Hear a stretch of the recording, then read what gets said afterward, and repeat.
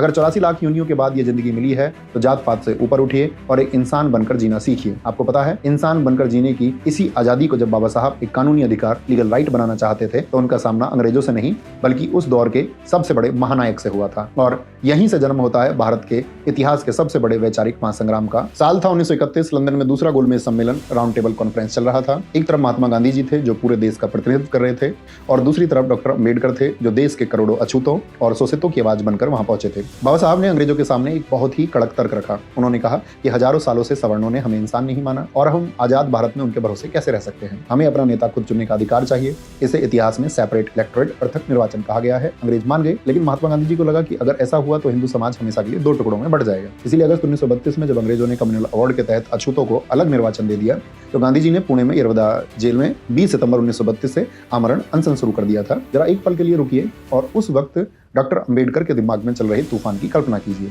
एक तरफ वो महात्मा गांधी थे जिन्हें पूरा देश भगवान की तरह पूजता था। आमरण अनशन की वजह से गांधी जी की जान जा रही थी। अगर गांधी जी को कुछ हो जाता तो पूरे देश में करोड़ों शोषितों और दलितों का कत्लेआम हो जाता, उन्हें जिंदा जला दिया जाता। और दूसरी तरफ बाबा साहब के अपने लोगों के हक की वो लड़ाई थी जिसे वो सदियों बाद जीतने वाले थे। यह एक ऐसे विद्वान की धर्म संकट की घड़ी थी जिसे अपने सिद्धांतों और मानवता के बीच किसी एक को चुनना था।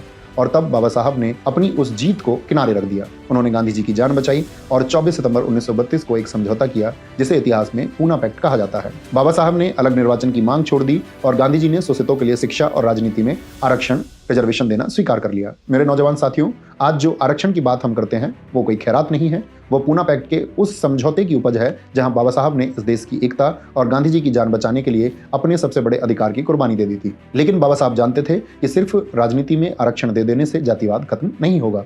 कानून सिर्फ नियम बना सकता है, लोगों के दिल नहीं बदल सकता। इसीलिए 1936 में जब उन्होंने अपनी सबसे क्रांतिकारी किताब लिखी, एनाहिलेशन ऑफ कास्ट, जाति का विनाश, तो उन्होंने उसमें साफ लिखा, जब तक अलग अलग जातियों के लोग एक साथ बैठकर खाना नहीं खाएंगे और जब तक अलग अलग जातियों में आपस में शादियां नहीं होंगी, इंटरकास्ट मैरिजेस, तब तक इस देश में जाति का जहर कभी खत्म नहीं होगा। खून का मिलना ही जाति को तोड़ सकता है।